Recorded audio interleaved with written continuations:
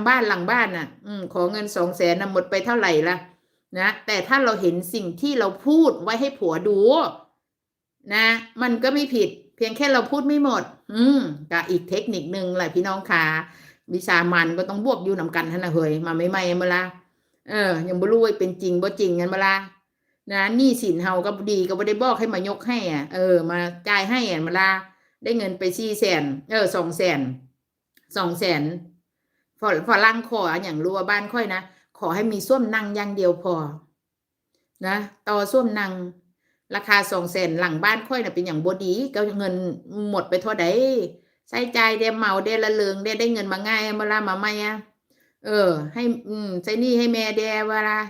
ก็หลายอย่างนะสรุปแล้วทำเท่าได้ยอดราคา200,000หน้าบ้านต่อระเบียงอันนั้นอย่างแน่นหนานั้น200,000เต็มนะมาตรฐานนะคะทุกคนเพราะฉะนั้นนี่แหละคือเทคนิคของแต่ละคนที่ควรที่จะเรียนรู้กับคู่ตัวเอง